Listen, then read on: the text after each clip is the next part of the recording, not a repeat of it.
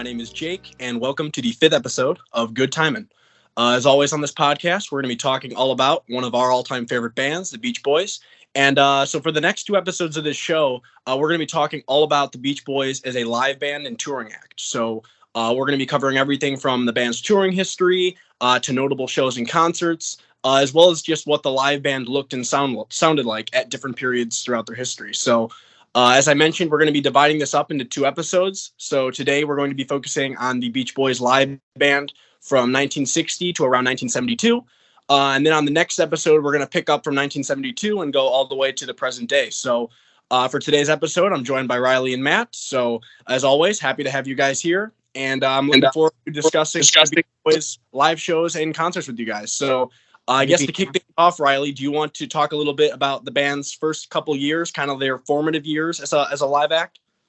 Hell yeah. So what I really like about the Beach Boys, especially as a live act, is those live acts go all the way back to those very early shows. They were a garage rock band. They literally started in the Wilson's Brothers garage, especially with the first recording of Surfin'.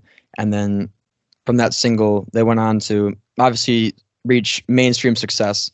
But as a whole band, I mean, there are reports of like Carl and some of the brothers playing together in high school. And as part of a band, that's where you kind of get the whole Carl and the Passions name, even though it's not really official. I mean, we don't really know if the Carl and the Passions band was a real band. I mean, maybe that's just a name they used once or twice.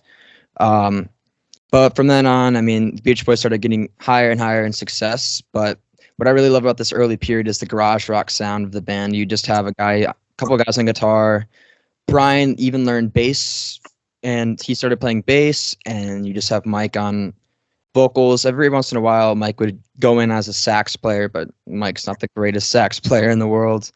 And then you have Dennis, who also picked up the drums pretty early on. So what I love about this like early period, even though there's not really recordings of the earliest Beach Boys shows, because the first official Beach Boys show was at 1961.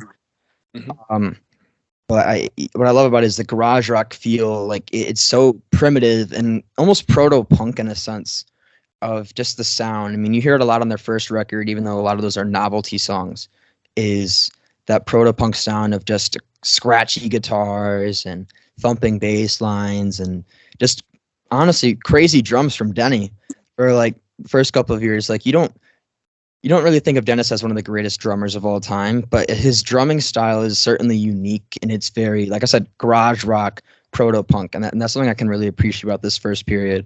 What I don't appreciate, though, is the lack of recordings of this time, because that is something I feel like would be really cool to hear, is like the early Beach Boys, like 1961, 62 band, just pulling off some like garage rock tunes. So that's something I really like. Yeah, and like you make a good point about proto-punk. It's not hard to see where like the Ramones were getting some influence on those early records. I agree with everything you said. I also think, the lack of recording also is just the technology. I know it wasn't the best back then. I mean, you listen to that stuff and it's like the girls are screaming throughout the whole thing, which proves a really good point that they say that teen girls are always driving everything, and that shows it, because it's just like you listen to like the early Beatles stuff and all that. It's just like the teen girls lose their damn mind. Pretty fun, actually. I like actually having that on the records. It kind of gives a good sense of like the ambiance of the concert. But yeah, what also is kind of interesting too is like I think they really, one of the first places I think the Beach Boys really honed their live act was I think it was called Pandora's Box. It was a nightclub, I think, on the Sunset Strip, which was later I think demolished around the time of the Sunset Strip riots, but that's another story. But yeah, that's where I think a lot of people say that's where they first started becoming a really great live band. I remember reading anecdotes about this in one of I think it was the Becoming the Beach Boys book. Because I also remember another anecdote in that book where somebody hired them to play at a department store, and the guy was like, well, they played badly, they sounded badly, they looked badly. They kind of had to pick everything up as they went. And I think that's kind of something that maybe is a little bit unfair when you compare them to like the Beatles, because the Beatles were doing those 8-hour shows in Hamburg. So they, were like grinding it out and like that, and they were on all these drugs and stuff. Whereas like the Beach Boys kind of had to do it in between. They were still, a lot of them were still in school at the time. A lot of them were still doing other things. So like, I think it's kind of cool that they were able to pick that up as they went along and really, like I said, like you said, hone it and sharpen it. But yeah, the early stuff, very punky. And also Mike Love's banter has always been corny. Good to know. Yes. Also 1961, 62. So, I mean, that corny banter may have been, who knows, like ahead of its time, really. So I read a quote recently that said basically that like the Beach Boys pretty much learned how to play on stage, because none of them started out as like professional musicians. They all kind of had to learn. And so like they literally, like when they started out, a lot of people have said they weren't the best sounding live band. And I've listened to some early recordings from them and they weren't, for sure. But there is a rawness to it, which is pretty cool. Like you said, Dennis's drumming is really raw. It's understandable that at first they weren't the greatest, but over time they got better, and it's cool to hear that progression in their sound as they got better over the years. So it's kind of interesting to hear that. No, but absolutely, because I mean, we talk about the sound being proto-punk, but like what's also kind of proto-punk is the fact that Brian and Dennis were still learning their instruments. Right. A lot of people point out that Dennis was like really crappy on drums at first because he was still learning how to play it. Brian was still learning how to play bass, and nobody ever talks about that.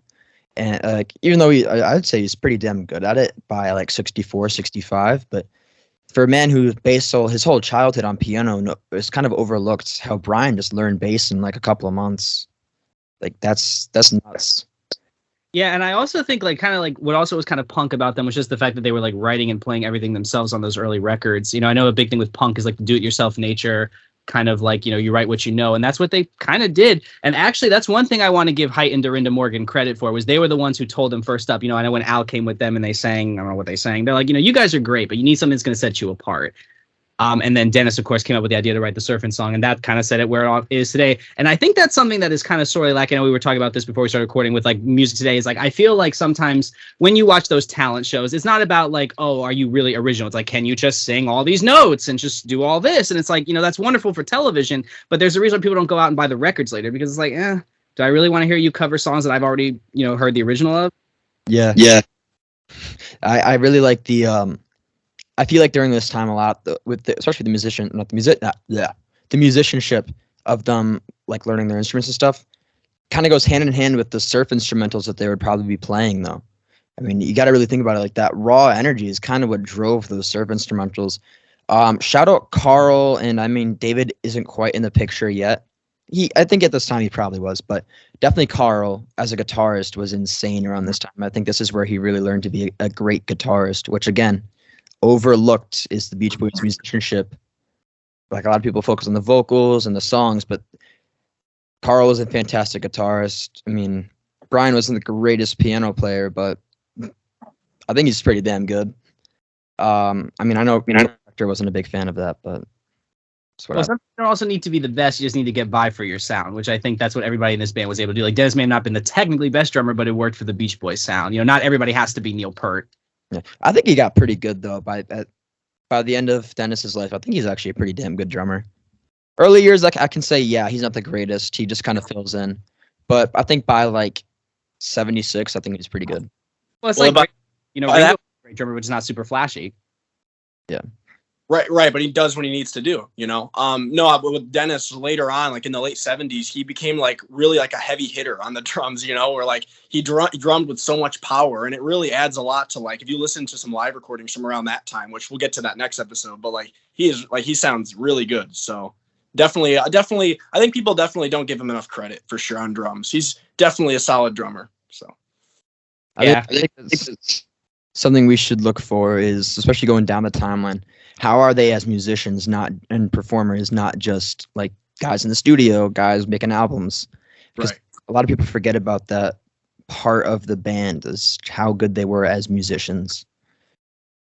But moving along, I think it's around 62, the Beach Boys are signing their first record deal. I think it was with Capitol. And Al leaves. Why? They said he wanted to be a dentist or something. I don't know how true that story is. I don't know if it was actually him being a dentist or.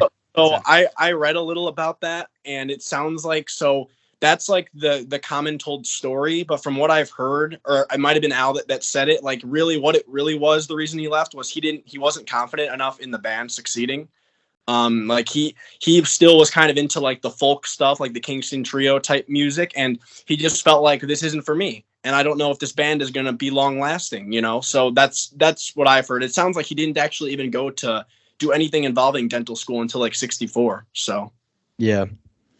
But anyways, because he left, David Marks was brought in, and David Marks was actually a neighbor of the band. He lived across the street from them.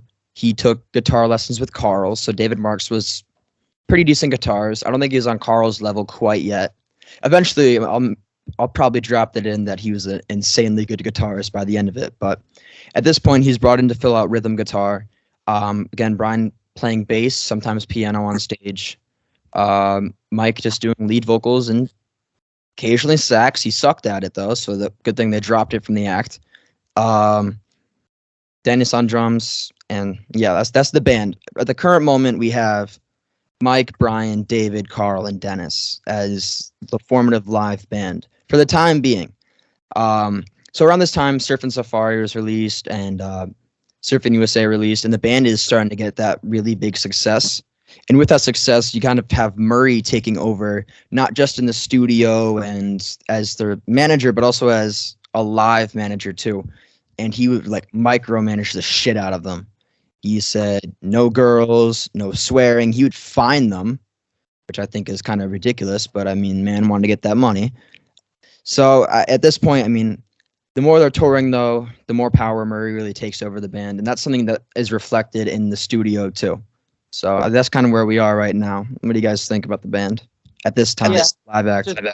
Still starting, still kind of, they're just starting out. They're still, kind of feeling it, learning to play the stuff, dealing with the successes. You said this is when I think the girls started really going crazy for him and started screaming, especially Dennis. I know that went crazy for Dennis. Like all he did was just shake his head around. And it was like, that was it. But going back to Murray real quick, I think it was because now this is the Gaines book, so of course take it with a grain of salt. But I think when they first went on the road, it was kind of a free for all, and they were having sex with strippers and doing all this and that. So it was like, and I know that's rock music. That's what people did. I get it, but it was just like, I think Murray wanted to try to put a stop to that just because I think he wanted them to kind of focus on, just, honing the live act and everything. Also, Murray was, crazy about the syncopation and making sure everything sounded good and all that. That's always the joke. So like, yeah, I kind of see like, I think his intentions were good. I just don't think he went about the right way about it. But yeah, I think at the time they're still just kind of forming. They're still it's still very raw, but it's cool because it's raw. And yeah, that's where we are right now. I at this point though, I mean, I think we're on like the Surfer Girl album, which is one of my favorites. They're still wearing the Pendleton shirts. They haven't gotten to the striped shirts quite yet. That's coming up really soon though. That's kind of their image. I mean, the surfers wore the Pendleton shirts, so that's what they wore, and they looked really young, especially if you see like pictures of that time, like just how raw this was. They weren't really doing like big shows though. They were doing county fairs and some small like concert halls, and like you said, the club that I forgot what club it was, but even though like they were hitting the chart success in the U.S., they were still playing really small shows. They were playing really small venues. They weren't on Ed Sullivan. They weren't on any of the late night shows. Which is I don't even think they had even left California yet for a show until like mid '63, I believe. So like, right. Yeah, they really, despite the fact that the band was growing so popular, like nationwide at this point, because Surfin' USA and everything, they still, like you said, they were still kind of isolated. They were still kind of touring smaller venues like high schools and stuff. And that nationwide touring wouldn't start until I believe later in '63, early '64. So. Yeah, and I think they had their first international tour in late '63, right, or early '64. They went to Australia. Yeah. I believe that their first nationwide TV performance, and correct me if I'm wrong, was on Red Skelton. That's where I think they wore like it kind of looked like jailbird shirts almost, and I think they lip synced to Surfin' USA, and they lip synced to that cover of Things We Did Last Summer, which I've always defended that because I think that was very smart. They sang an oldie like that because it kind of showed that hey. Because think about it, this stuff was like teen music. And what is teen music usually seen as? Disposable, forgettable. Nobody's going to remember it in a couple years' time. That's what a lot of this stuff was. At least it was viewed by the critics and, the older people. So by singing an oldie like the Things We Did Last Summer, show that, hey, these guys got the vocal chop. So I actually think that was really smart that they sang that on Red Skelton. It's kind of like when they kept Till There Was You on Meet the Beatles. That was super smart because it showed that the Beatles, could appreciate like something like that. Mm. Yeah. Yeah. The guys were so young at this point, like just like you could just tell looking at them. Like how old was David? Like 14, 15 at this. Carl was 16. Like it's just crazy to me how young these guys were, and already are kind of at the point where they're rising to be the most popular band in the U.S. So it's crazy the amount of pressure already being put on them. And then like you said, they had Murray kind of breathing down their neck, making sure they weren't causing trouble and swearing and stuff. And I read some funny stories where, like, I guess David Marks liked to mess around a lot and like just swear on stage just to piss him off. And then I guess Murray had like Carl like keeping track of that kind of stuff. So Carl will be like, "That's $50, David." So I thought that was kind Little douche kit is, I think, what he said he used to sing. of that's funny. Another common David Marks W. I love David Marks as a person and as a performer. Funny guy, but that kind of leads into my next point is we're kind of at the point where it's like 63, 64 where Brian like isn't consistently touring. Like he starts taking some breaks. And so they start bringing in Al out of anybody. Because, I mean, Al's not an official member of the band, but he's kind of subbing in every once in a while for Brian. So, but it's actually Al on bass, David on rhythm, and Carl on lead. So it's a pretty weird lineup. But like a lot of people kind of ignore the fact that David and Al kind of played together in the band. And even though it was David on like Surfer Girl record, in Little Deuce Coupe, the record, Al is kind of back in that presence almost right away, which is pretty funny to think about. And also, too, I don't know if it's necessarily people are ignoring it. There was a lot of misconceptions in popular culture for a really long time that I think Capitol also did a really good job of kind of erasing David Marks from the picture for a while. I think it was also Murray's doing. I think he kind of was responsible for that, too. Because I know that in that god-awful, what the hell is it called? Summer Dreams, the one from 90, the really bad one, the movie. There's no David Marks at all. It shows that Al was in the band the whole time. So like I think that's part of it, because I think like I said, I know like Murray one time, I think there was some eagle-eyed teen fan that wrote him a letter one time. It's like, what happened to David Marks? And I don't even remember what Murray said. Something like, oh, we got rid of him and Al came back because he's awesome, or something like that. Because I know that and I think David Marks has admitted, I think weren't his parents kind of gassing him up around this time, telling him like, you should go solo, you should start your own band, go sign. I think Herb Alpert started A&M Records around this time. So I think David was like starting to put together the Marksmen, which I know they signed with A&M Records. Yeah. I don't know. Shout out David Marks, W man.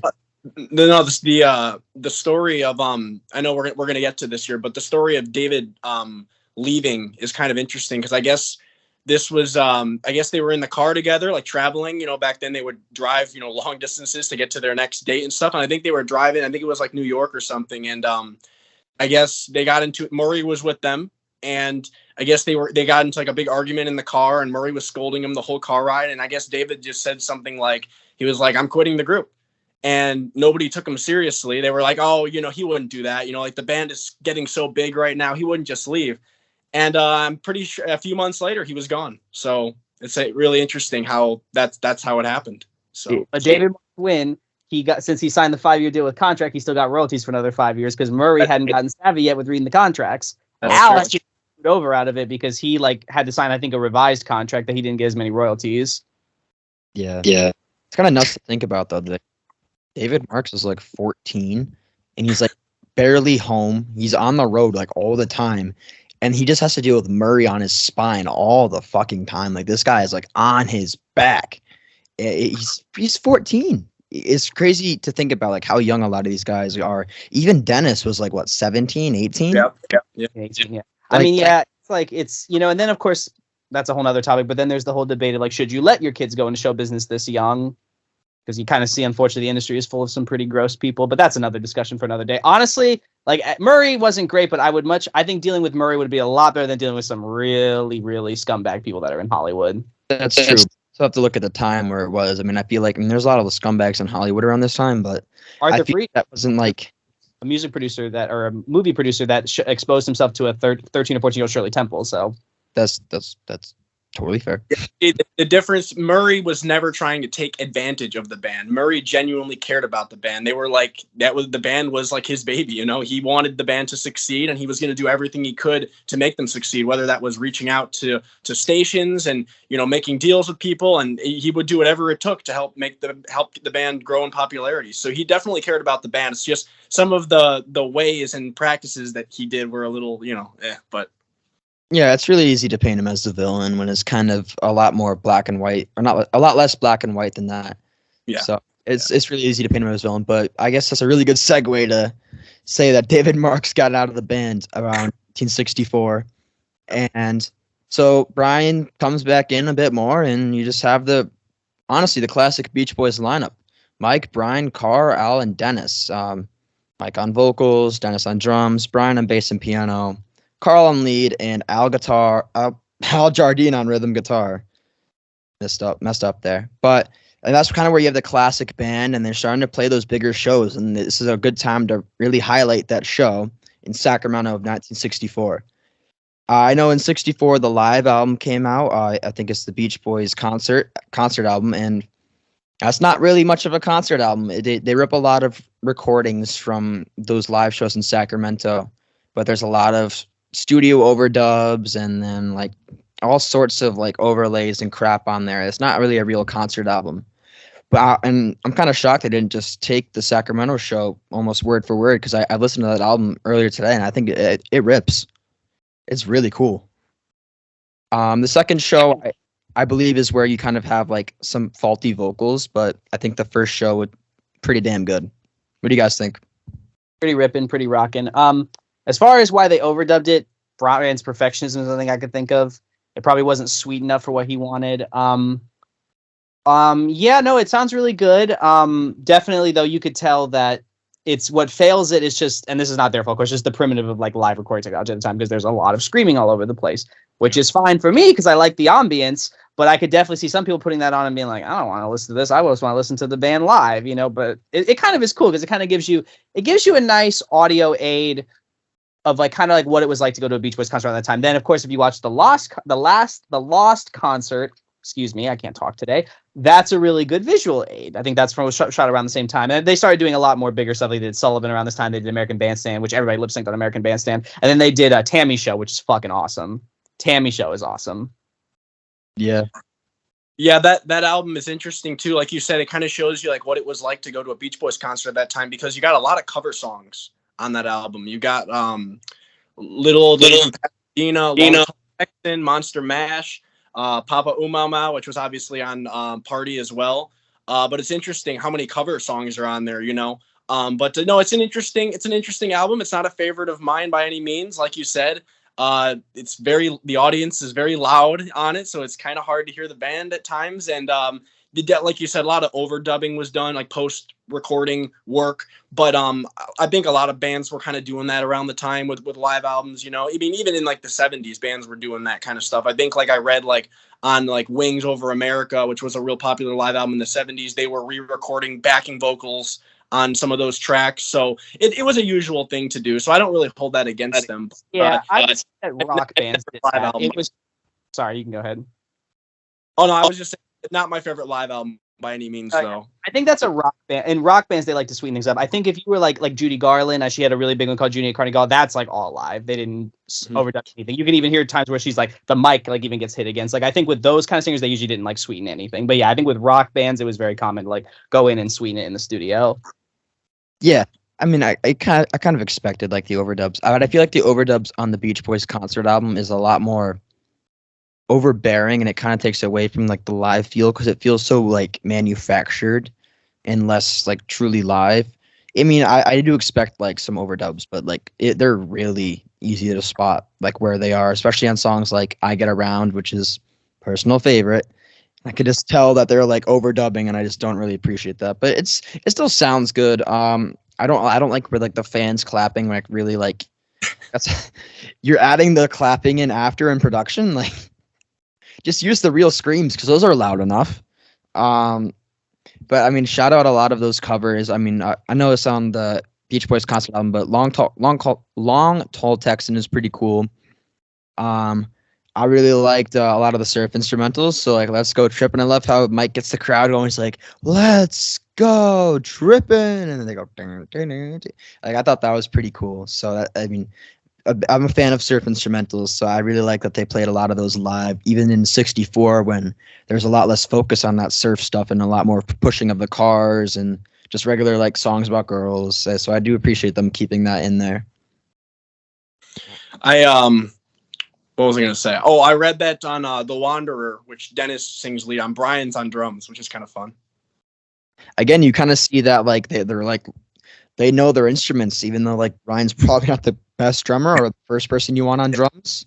He knows what he's doing, and I just love that they can just like that's something, especially with this rotating lineup that you see in the early 60s. I can really appreciate like each person and like really just take over any instrument they want. Like I'm sure Carl is probably the best bassist out of everybody in that band, but you never see him on it. So right, like the guys would switch a lot. Like I know Al would switch between bass and rhythm guitar. Like I've read like certain recordings, Al's playing bass, other times he's playing rhythm guitar. So like yeah, the guys knew their way around a lot of these instruments, which is cool. yeah, actually, Al did a lot of bass work on the albums, which is often understated. He actually did the bass on "I Get Around," which kind of goes to show how good of a bassist he is, because that bass line is nuts. I think Al is pretty good at all of like those like stringed instruments. He can just pick one up and just like, I think I saw this really cool interview with him one time. He's just like playing them all, like gives the interview. It's really cool. I want to give a shout out to another song. I know it's not on this concert album. I think it's on one of those like rarity albums where they sang "What I'd Say," the Ray Charles cover in Australia in '63. That's a really rocking cover. I really, really wish that was on. It was easier to find because it seems to be only be on like that. I think that's almost like a gray market release. Like it's kind of a bootleg. So I kind of wish it was easier to find because like that should be on streaming. That's really cool. I actually found this out today while doing research for this episode. Did you know that Jimmy Page played with the Beach Boys in the 80s? Yes. Yeah. Yep. I just learned that today. I'm like, holy shit. That, like, they did that on like 4th of July, right? He did it twice, 2 different occasions. Ringo was there too, right? Mm-hmm. Yeah, it was like an all-star band. I know Ringo always plays with it. He has his like Ringo Starr and his all-star band. He's always bringing in big names. But yeah, no, I thought that was really cool. Yeah. There's a lot of musicians that respect the hell out of the Beach Boys.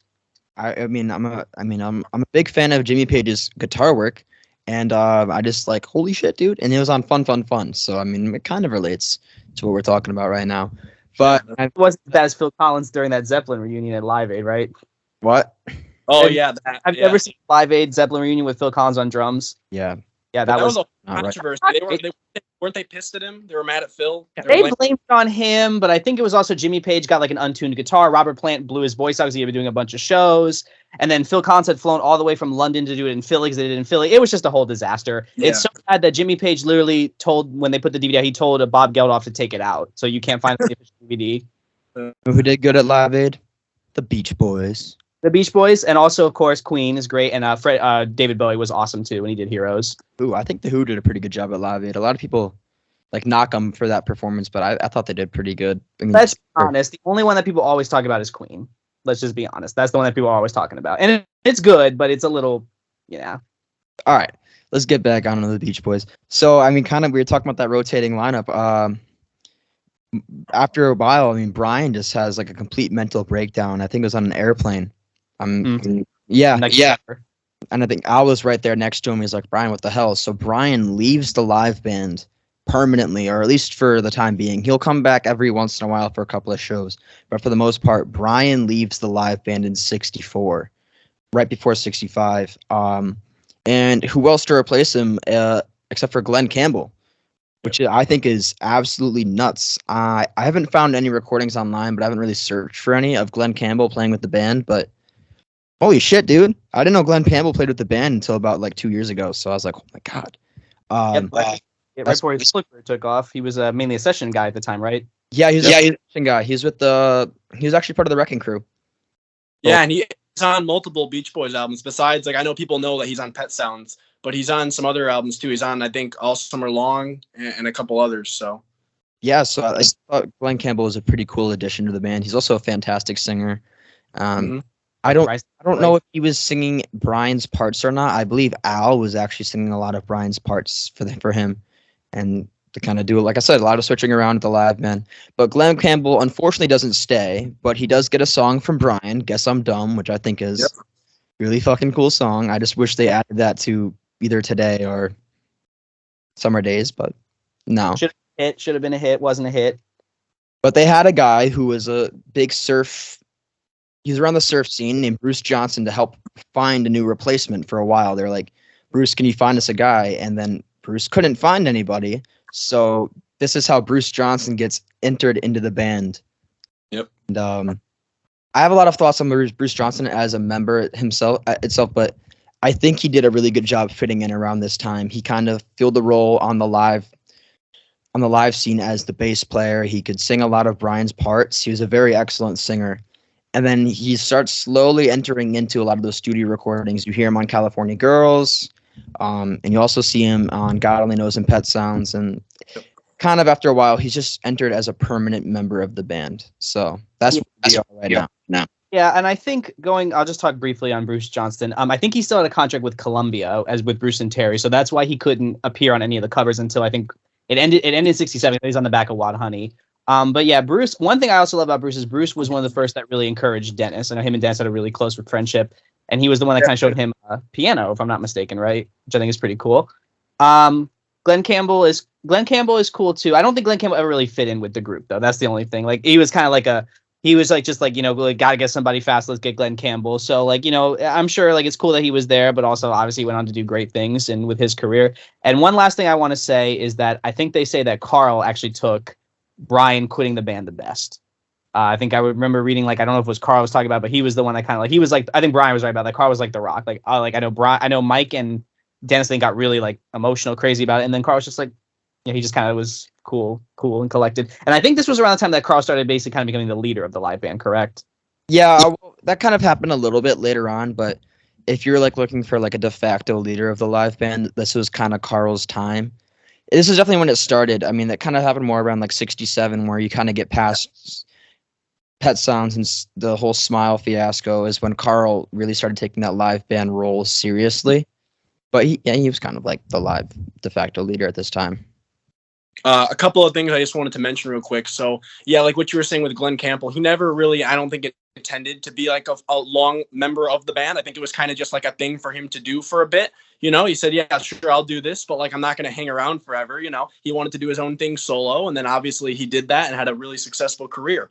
Also with Bruce, kind of what we were saying about the guys learning instruments, obviously, Bruce was classically trained, like with like piano and stuff. But with bass, he didn't know how to play bass at first. So he had to learn the parts. And he even said, like, he's never like been like a really like a trained bass player. He basically just learned how to play the Beach Boys bass parts. So that's really interesting to me. And then one other thing too that I feel like we can't leave out is that Murray was relieved of his management duties in, I think, April or May of '64. So he was no longer breathing down their necks anymore. I know Murray took that really hard because I think Brian was screamed at him and like pushed him up against the wall and basically just fired him. He was like, "You're fired. You hear me?" It was during their I Get Around, right? Yeah, I think so. Yeah. So he got fed up with Murray, and then Murray, I think, like it said, like he wouldn't leave the house for months, and So that was an period. But now the band finally had some freedom, while they were on the road. So yeah, also, this was around the time too that 64 is also like the start of the British invasion. So one thing that was really cool about the Beach Boys was that they were able to really hold their own, because I know that, and I don't know how overstate this is, but it's often said that a lot of music died when the British invasion came around.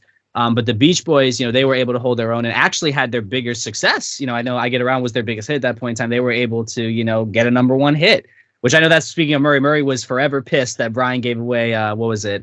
Surf City, because that was the number one. Yeah, indeed, yeah. It was. And yeah, I Get Around is an awesome song. Obviously, I actually think it's compositionally better than some of those early Beatles number ones. It's probably better than Love Me Do, which is, that's pretty simple. But I Feel Fine is great. Of course, that was also number one in '64. But yeah, I just think it's really cool they were able to hold their own against the British invasion, because I know a lot of surf music died after the British invasion, right? Yeah, pretty much. Yeah, Jan and Dean didn't make it long after that. Just a lot of American artists in general. It was a tough time because like so many of these artists from overseas just came in at the same time, and it was just like too, because they weren't used to hearing that stuff. Because obviously, I know they got it from like the black musicians, but people weren't listening to that. Let's be honest. Right, like a lot of white people didn't listen. They didn't listen to that stuff.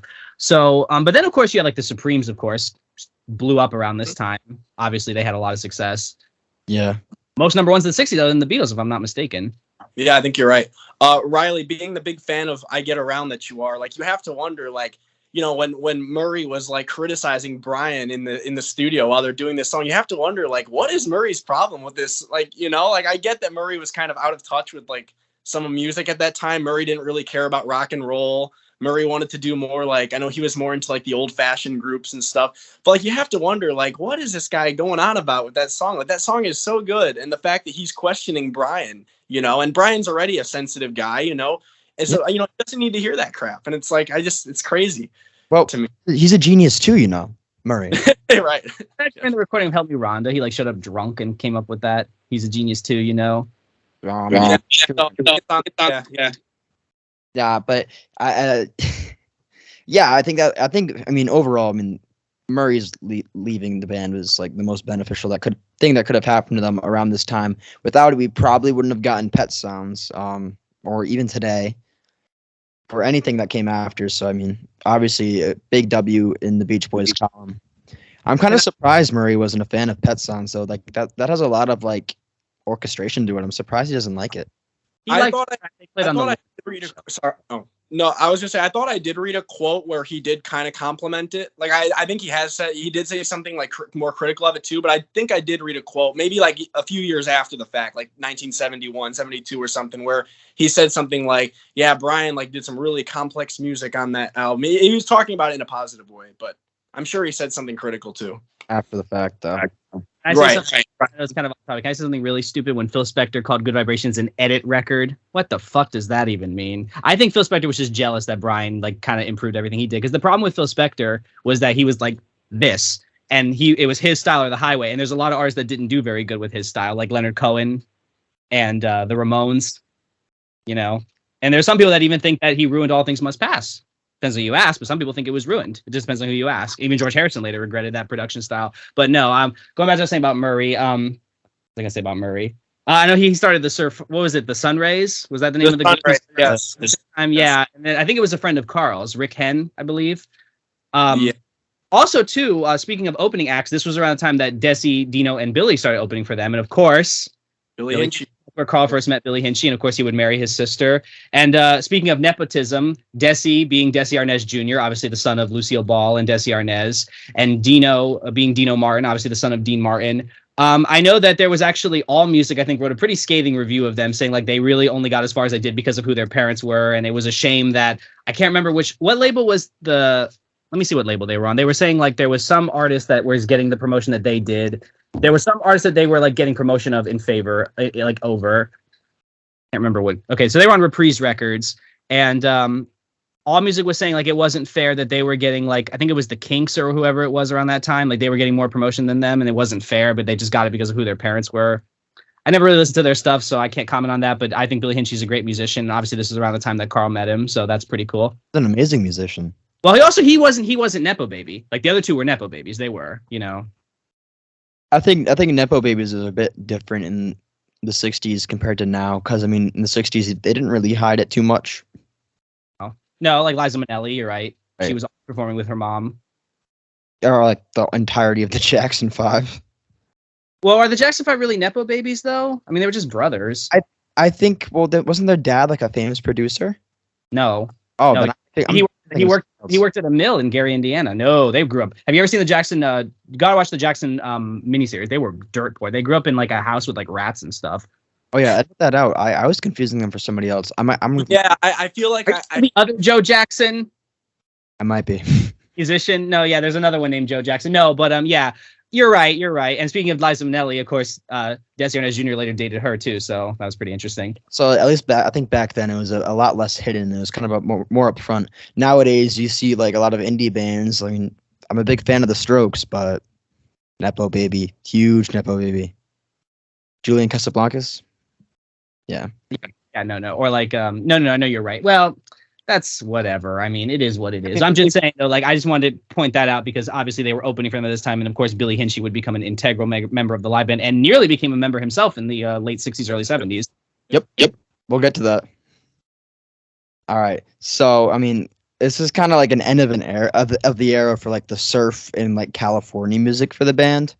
I mean, summer days and summer nights, even though they kind of harkened back to a lot of that California music, it still was kind of a big shift in style because they're still not saying, let's go on our hot rods and go surfing. They're like, I wish they all could be.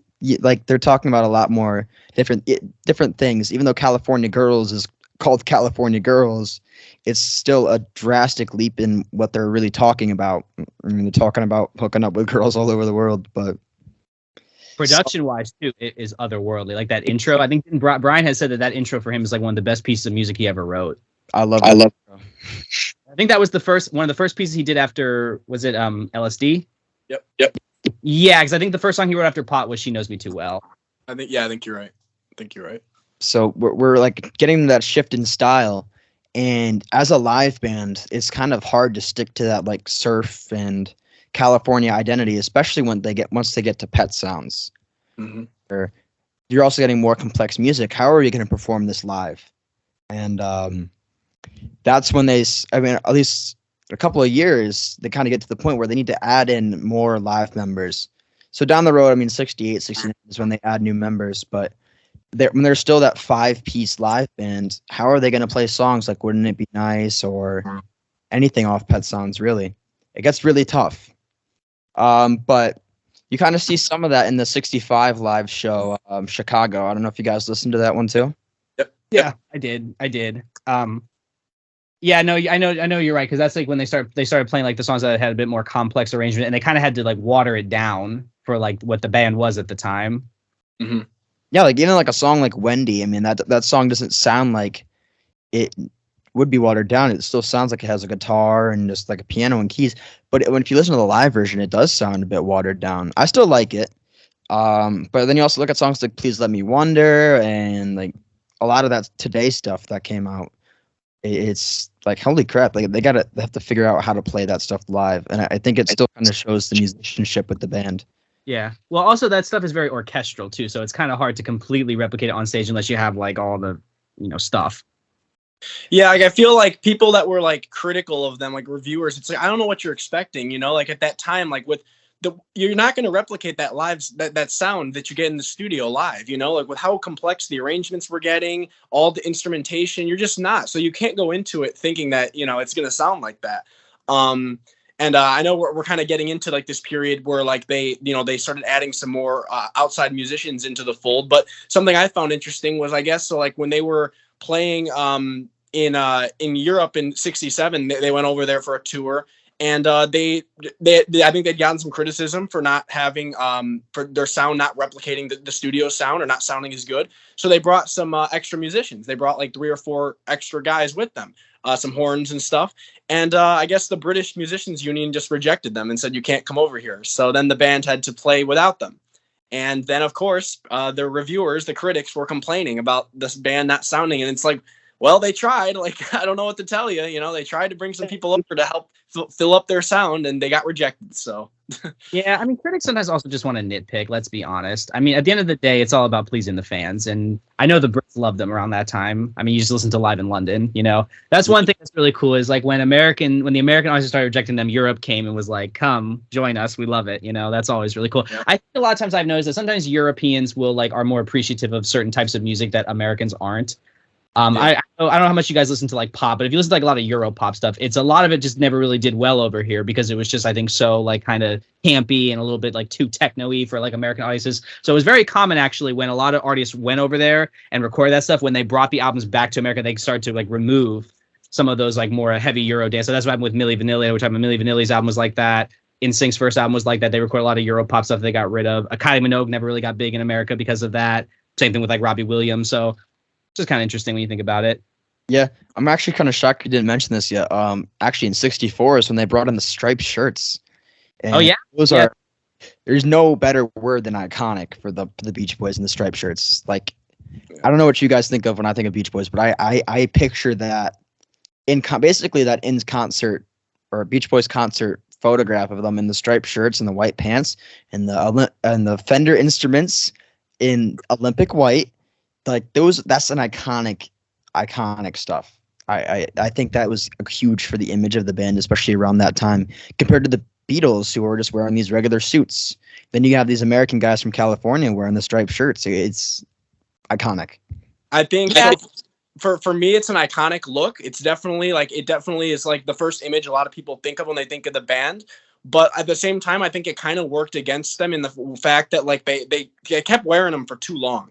Like as music started to change and the Beatles started to change their look and, we were getting into more psychedelic counterculture stuff. The Beach Boys were still wearing the striped shirts up until I think like 68-ish, which is crazy to me. And then what they switched to were those white suits, which are not cool looking. So, yeah, that was kind of a mistake on their part, but no doubt though, they're really iconic. Definitely. Like I said, the first thing you think of when you think of the Beach Boys, it's those striped shirts. It's just an iconic look. Yeah. seen the parody that Jimmy Fallon did of like first draft songs, and it's like they do a parody of Fun Fun Fun where it's like they keep talking about a hamburger stand and they're dressed. Yeah, I saw that like recently. Yeah. Yeah, they're just like that. No, it's definitely an iconic look. I mean, they wore that everywhere. They wore that on Sullivan. They wore it on American Bandstand.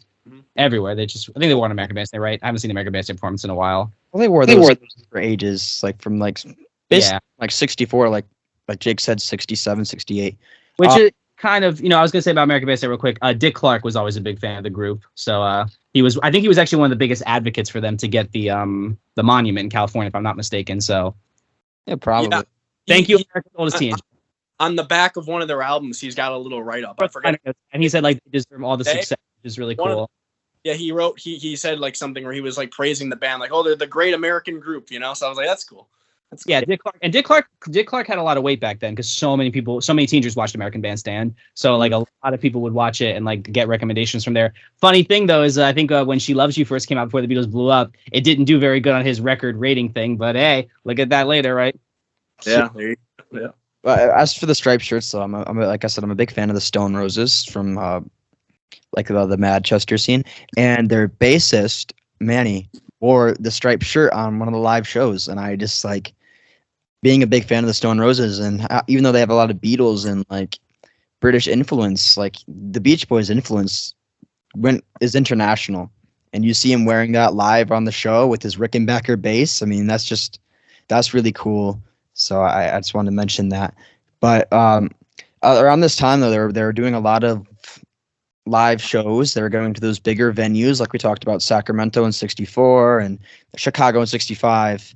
A lot of those big shows. But they were also doing a lot of TV appearances because they had a #1 with "I Get Around." They were on Ed Sullivan. I think, like you said, Dick Clark. They were on a lot of these premiere TV shows. Performing. It's really cool. Ready Steady Go in the UK, which did they perform live on that? No, the Who did though. Okay, because I know that Top of the Pops was like always lip synced. Because I know, and the thing with the lip syncing too is that a lot of TV shows back then they usually did lip sync because of like things with like audio and stuff. I know what was it? Ed Sullivan was always live. Yeah. Yeah, it seems like a lot of recordings, besides Ed Sullivan, a lot of like TV appearances from that time, it's a complete lip sync or it's the backing track is being played and they are singing, but it's just the backing track in the background. That's what Kurt Cobain managed to get on top of the Pops, and it's the funniest freaking thing because he like drums the guitar like this and he sings like Morris. He's like, "Lord up on drugs," because he did that on purpose to try to like show how fake Top of the Pops is. I will say though, he sang live on Top of the Pops when he did Starman, and that like made his career. Mm-hmm. Yeah, actually, I was wrong. The Beach Boys did do Ready, Steady, Go because that's when they did When I Grew Up to Be a Man. I think you actually see they made a mistake live, and then Brian's like, cut it out, and then they just restart the entire song like after like 3 seconds. They're like, let's go, and then just absolutely rip it. It's so cool. Like even when they make a mistake, they're like quickly fix it and then just like right into it. And you got to think about how complex these songs are that they're performing. Like even I Get Around has been stated as one of the toughest songs to cover. I mean, I'm not a big Red Hot Chili Peppers fan, but they said how that's a hard song to perform, and I got to give them credit with it. Like with the tough bass line, tough rhythm guitar line, tough lead stuff, like tons of stuff going on. And these guys are ripping through not one, but like 15, 20 of these songs a night that are like crazy complex. And it's not even just instrumentally speaking, vocally speaking too. I mean, like some of those songs, you need to have a very strong falsetto. And if you don't have a strong falsetto, forget about it. The thing's going to fall really flat. And also the strong bass too. I know we like to clown on Mike, but he has a great bass voice. And if you don't have a strong bass voice, these songs fall apart. I have heard far too many terrible covers of Beach Boys songs over the years because this is vocally speaking, because they just don't have it, Red Hot Chili Peppers. I never heard that one, but I was thinking of the Marianas Trench one. Was horrible. Also, they chose Good Vibrations, which why you would choose to sing that song acoustically, I don't know. Yeah, that song needs at least some sort of like high energy performance. I hate the cover version of the Red Hot Chili Peppers for I Get Around vocally. Instrumentally, I love it, but like I said, you can't really. That's like so complex that like you can't really change any of it. Otherwise, it would change the entire song. But it's pretty crazy to think these guys are ripping through like 20 complex, crazy songs a night, and other guys are just strumming and singing. I mean, no discredit to any other performers around that time. I mean, the Yardbirds are really good live performers, and especially like the solos by Jeff Beck and eventually Jimmy Page. But I think these songs arrangement wise are far more complex, and you got to give the band credit for performing these live every single night. Yeah, I mean, they did a really respectable job on a lot of these songs that were really hard to do because, like, to make them sound like the studio recording. Like, their performances of Good Vibration sound pretty good for the most part, honestly, considering all the. Obviously, it doesn't sound like the studio version, but like they did a good job with it. I felt like. I like how playing a little. He got it because of the woo woo machine, but he did a pretty good job playing that thing. Yeah, the electro theremin. But I know he the woo woo machine, and he's like, I'm gonna play this woo woo machine. The woo woo. Yeah. I actually got to give Mike some credit because, I mean, even though Carl's like the de facto like leader of the live band where he's like, all right, let's do this, let's do that. Mike was absolutely the front man from even in the beginning. Like, it's really easy to shit on him, but like in terms of the live act, especially, like he tears it up as like the leader of like the shows where like he's the guy like introducing a lot of the songs. Like that's where you get the like iconic thing where he's like, now here's where we make the Beach Boys song. And then it's like Kenny on the that's really cool. Kenny on the drums, and Al holding it down on rhythm. Carl lead guitar Wilson, and then he's just go, and then he's like, and our leader Brian, and like even though it's really corny, like I think we mentioned that earlier, it's iconic, and Mike has been doing that nonstop from 1961 to 2024. Some really funny, corny ones he did over the years. And I know there's some that are a little bit more controversial, but what I was going to say about Mike is I think also he had the confidence in the early days where it's like, you can tell Brian, I think, has always kind of had stage fright. Carl was pretty shy and reserved. Dennis too, Dennis, it took a while for him to get comfortable because even if you listen, even in the studio sometimes, like Little Miss America, you can kind of hear there's like a quavering quality in his voice that he's not super confident in his voice yet. If I'm not mistaken, I think that took a lot of takes for him to get that vocal. I think there was on one of the Smile Sessions tracks, it's like, we're about almost approaching Little Miss America now or something like that because it took him so long to. And even when you hear him sing live, so like even on The Wanderer, you can kind of hear like his voice in parts is like he's not totally confident in himself yet. And that's something that Mike had from day one. He's always been very self-assured. Fault, but it helped, He's not the greatest singer, but I think his voice fits these songs very well. Maybe that's because I'm just used to hearing his voice with the songs, but like even though he has like a very like nasally tone, I mean, I can't imagine anybody else singing fun or like any of those songs. Right. In my school? No, and like when you listen to like there's several Beach Boys tracks where like there's an alternate version where you can hear like someone else besides Mike singing a Mike part. Like I think there's like a version of Wouldn't It Be Nice where like Brian's singing the bridge instead of Mike, and it's like it feels weird, like it's like you would think you'd like it more. It's like, oh, but Brian's such a good vocalist, but then you hear it and it's like, yeah, it's kind of missing Mike, so I think that he definitely was an integral part of their sound for sure. I feel like the songs lack without his vocals. Like Mike can be very good. I mean, Big Sir, one of my favorites is Here Today. I think he did an amazing job on that song. Like there are certain vocals that he ripped. And like I said, the banter is what it is at this point. Eventually it becomes almost funny. Like I think one of my favorites was there was one in the 2000s where he like rants about Bill Clinton and NSYNC and Gaddafi. It's like the funniest fucking shit. It's like, what the hell is he going on about? Then of course there's like the whole thing about the stupid, like the surfer girl. And that's a whole nother thing, I know that's like a big controversial one now when he rants about Surfer Girl. Yeah, and we'll get to this when we cover the 70s next time. But like if I'm like when I imagine the Beach Boys live act, like literally the words Beach Boys live act, the first thing I picture is like 1975 Mike Love with his like glitter shit and he has his hat and he's just carrying the microphone stand and he's like doing shit. That's the first thing I picture, even though like I'm a big fan of like the 70s material and all that. The first thing I picture when I think of 70s Beach Boys is Mike Love with that glam outfit on and he's like tearing shit up on stage, like him or not, that he made the Beach Boys cool again, at least in the 70s with his like his lives. I can't hate him for that. He did a great job putting that compilation together. Yep. Yeah. I can't wait to get to the 70s when we do that. Oh yeah. I love that era, especially the live stuff. It's just like so I want to highlight two other TV appearances from this time. The one they did on that, was it a Bob Hope special? The Jack Benny thing where they played California Girls. I'm pretty sure that was lip synced.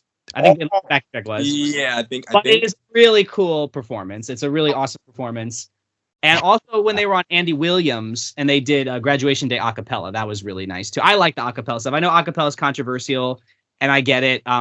Like, I like acapella when it's like that and it's raw and untouched. I don't know if you guys are familiar with pentatonics. I can't stand that stuff. It's so auto-tuned to hell and back, and it's just grating. But I love when the Beach Boys do acapella. So I love their acapella graduation day on Andy Williams. Yeah, I want to shout out that California Girls like TV promo. I think I mentioned this in the song rankings episode. I like when I hear California Girls, I can't help but just picture like all of them in their sailor outfits, and you just see Dennis being cool as hell, like just banging the drums and shaking his head. He looks like he could have like walked off the beach yesterday. Yeah. And then you just see Mike in that, like, he's just being like so suave with like, he's like looking at all the girls and he's like pointing to them. And like, I know, like, again, like, easy to shut on Mike, but that performance, like, I get like goosebumps watching that. I'm like, that's cool as hell. That's another one too that a lot of older people would have been watching that too. So it's really cool they did that, because I know Jack Benny had a large older following. Bob Hope too. They were older, and a lot of older people like that style of comedy. A little corny for my taste nowadays, but it's not the worst I've ever heard. But it's really cool that they were doing stuff like that to, again, appeal to a wide audience. I think that's what those TV appearances were about. Like, let's get exposure to as many people as we can. Yeah, I know. The American Family like 2-part special. First of all, I want to say that, get this out of the way. I think the first part was actually really damn cool. I always watch that before I watch Love and Mercy. It's kind of like a 2-part movie for me.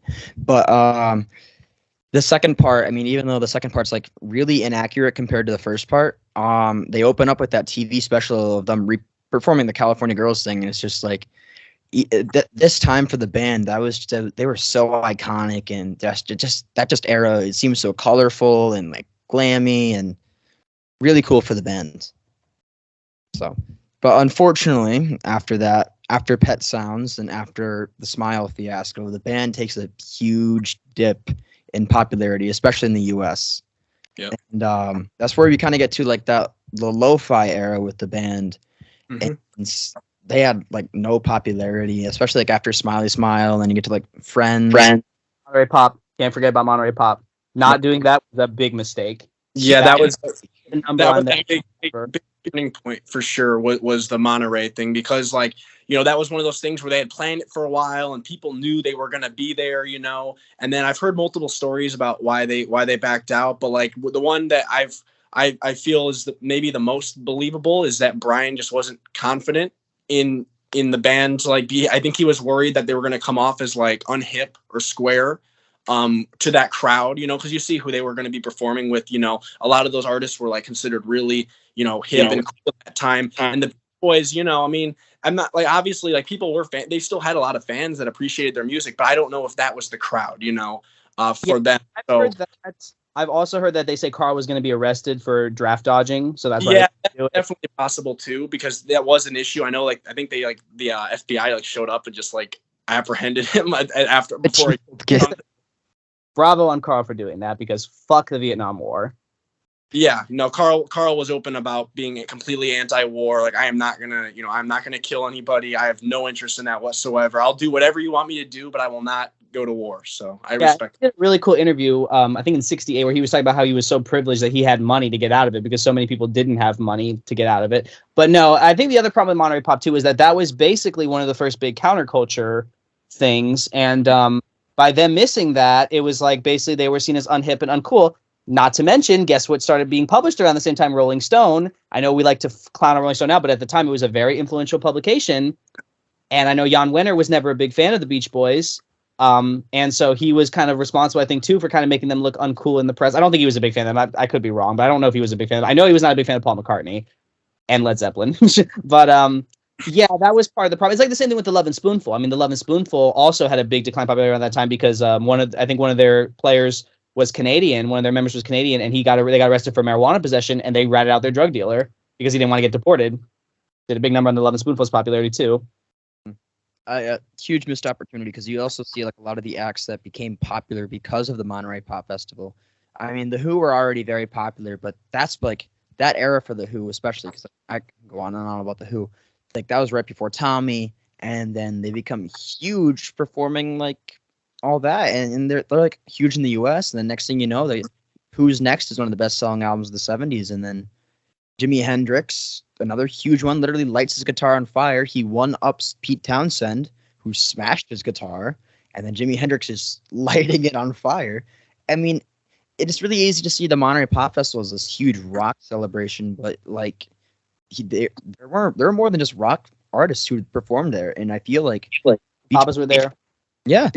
Like folky. Performed their like lo-fi stuff that they were doing around that time, it would have brought a lot of popularity to it. I really think so, but again, Yeah. I don't know. And a fun thing about Jimi Hendrix, actually, I think he was opening for the Monkees around that time, which was so funny because, like, you cannot think of a more different audience for Jimi Hendrix than a freaking Monkees concert. I think Peter Tork was a big fan of him. But actually, another fun fact was Are You Experienced actually was the best-selling album of 1968. So that just shows you the impact that Monterey Pop had. Yeah. Another thing too with the Monterey thing, like kind of like the what if the Beach Boys had played it or not. So I know we're gonna get to this, Reilly, but they had that Hawaii album that ended up getting scrapped. If you listen to the recordings on there, of like the performances, I read somebody commented on this as well. You have to wonder how well it would have went over if they were performing the songs like in that kind of laid back style, because I just feel like it wouldn't have fit in with the other artists that were performing at Monterey. But maybe they were going to do a more like rocking out show. But just basing it off of how they sounded just a few months later in those Hawaii recordings, I have to wonder if the Monterey thing would have even went over well had they performed. I don't know. It's a really good question. I think that's a really big scenario for the band. I feel I actually feel like if they did perform that like laid in Hawaii style of stuff, it would have hit, at least to some people. I mean, maybe they wouldn't have been like Jimi Hendrix famous again. They might have like stepped up. They might have been like a B tier act of the late 60s, but instead performed there and with the Styles of Friends and Smiley Smile, they were like really low in popularity, at least in the US. The UK is a different story. UK, they had a lot of support, even with Smiley Smile. Like in the US, they sucked, but the UK were like, "Oh, this is really good." Like they like. Did you know too? Fun fact that so when the Beach Boys when I think Surfing Safari first came out in the UK in '63, didn't do much. Then Capitol didn't put out more Beach Boy stuff until '64 with All Summer Long. Actually, around the time of Smiley Smile and all that, they started putting out Surfer Girl and Surfing USA was belated, and it went right to the top 10 in the UK. So it just shows you how popular they were then. Yes, they might not even have to have performed like those like Smiley Smile or Wild Honey or any of those songs. They might have just they could have just performed like 60s songs and who knows, like or 60 songs, like Surfer Girl or any of that stuff. It'd be fun, and they would have brought in some crowd and would have had some popularity. But the music in the US was going in a drastically different direction than the music in the UK. I do find it fun how Capitol would like immediately freak out with a lot of this stuff. Like with Pet Sounds, we were like, Pet Sounds isn't doing as good as the other albums. Time to start putting together a hits compilation, or it's like, Smiley Smile's not doing anything. Start repackaging the old albums. Like, it's just funny to me. They were so like desperate for stuff to sell, to make money. And they put fucking Louie Louie on it. Why would they put fucking Louie Louie on the greatest hits compilation? Seriously, what the fuck? Of Louie Louie. Huh? Not even close to the best version of Louie Louie. Oh, it's not. And like, my God, were they like? I just have to laugh, and that's why I will give Mike props for going in and doing it in the summer, because he's like, I saw these. I think he literally said, he's like, I saw what Capitol's putting together. I didn't want it to be like that, so let me. And he put in a lot of good stuff that was like kind of not as well known, like You're So Good to Me and Girl Don't Tell Me. Like, he chose some really good stuff for that compilation. I got to give him props. He put it together a great freaking compilation. Yeah. Capitol was always like butchering the compilations and reissues too. Like when they reissued some of the older albums, like in the mid '70s when the Beach Boys were with Warner, and Capitol was re-releasing some stuff. I know, like for like today, they like made the album like an abridged, shortened version. And I think they dropped In the Back of My Mind, which is like one of my favorite songs on there. Like, no, don't do. Like, why would you drop that one? They did that with everything, and they did that because that way they could make more royalties off of it, because they had less songs. Or let's not forget what they did to the Beatles albums. Some of them were good, but some of them, like Beatles 6? Oh my God, have you ever looked at the track list for Beatles 6? Is the most random assortment of crap I've ever seen in my life. Not even the best stuff from that era. So no, you're right. It's record labels. They think they know what's best. I think Frank Zappa said it best. It wasn't that the record labels were so great in the '60s. It was just that they just didn't really care as much, so they just put whatever they wanted out. The problem was eventually it got worse over time, where they started trying to put too much control on things, and that's why like things started getting watered down. Yeah, I think that Monterey, like the whole like Smiley Smile stuff, is a good segue to what I call like the late in Hawaii era, which is like a very short-lived period for the band, where they have this they had this whole plan to do this live album called Laid in Hawaii. And what they would do is they would take like the Smiley Smile production or like the Wild Honey and like Friends production and put that on some of their earlier period songs. Like there's a version of Surfer Girl that's like very laid back, even though Surfer Girl is already a very laid back song, but you have like that organ in it instead, and like very light guitar, thumping bass to it. I think there's a lot of cool versions of these songs. I think Surfer Girl was done very well. Another one out there, I think they did California Girls. I mean, even though I prefer that song with like a very like jumping, like high energy, but I still think it's a very cool version of it. But I think the whole in Hawaii, it's really cool. They did covers of The Letter and With a Little Help from My Friends too. Yeah. So with a little help from my friends, so that was actually recorded back at Brian's studio, back at his home after they had done that already, and they realized the recordings didn't sound up to par to them, so they were like, let's try to like do like a studio version of this where we record the same songs with that chill vibe, but we do it in studio, and that was one of the songs that they did in studio with a little help from my friends. But the left they did do live.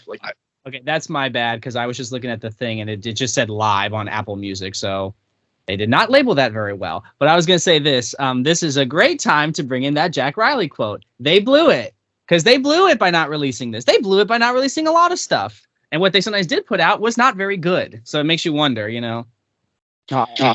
Why? It's interesting too that, you know, because I think Bruce refused to go to Hawaii for this. I don't think he was vibing with the band at this time. I think they were starting to do more drugs and stuff. And Bruce was like, "Nah, I'm not feeling it. I'm not." Like he wasn't saying he was going to quit, but he was just saying like, "I'm not going with you guys." So that's kind of how Brian ended up going. And then I think Brian said something like, how he I don't think he even necessarily wanted to go, but he said he would if they let him bring his organ, I think his Baldwin organ. So he did, and then that's what you hear on that album. But no, I agree with what you guys said though. I like the stripped back arrangements of those songs. It's really cool to hear. Like I really like the performance of God Only Knows. It's like almost like haunting in a way. Like it sounds really cool. Like obviously the Pet Sounds version is like so masterfully arranged, but like hearing it like stripped back, I feel like it almost makes you appreciate the song even more. Just hearing it stripped down to like its basic core. So I like it a lot. I was gonna say I feel like the whole organ in general kind of gives the whole record a haunting vibe. I think that's just the sound of the Baldwin organ to me. But I feel like a lot of Beach Boys songs are pretty haunting when you break them down.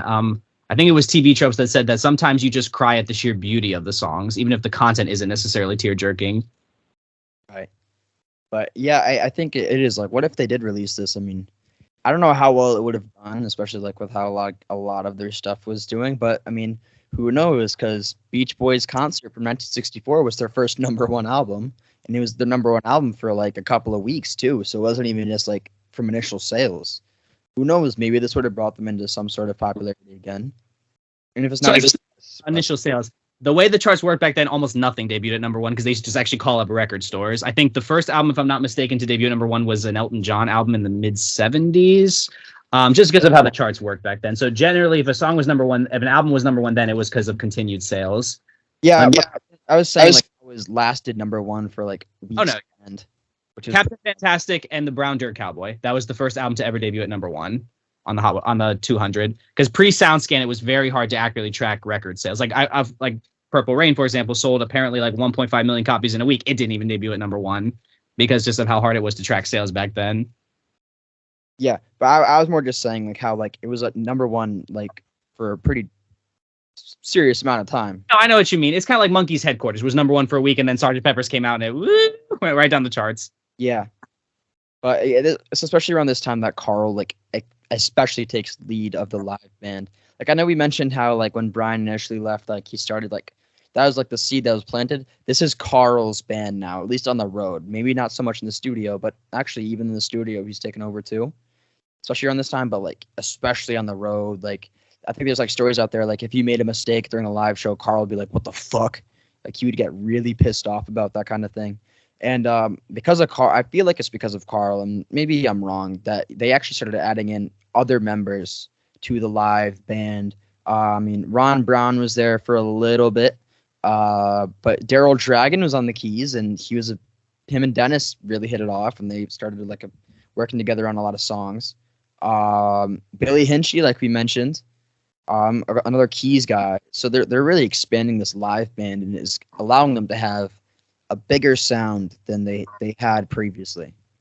We're gonna move on to we have to talk about the Maharishi tour, right, of '68. Yeah. Don't if any of you guys want to go over it. Well, basically, so Mike went to Rishikesh in India.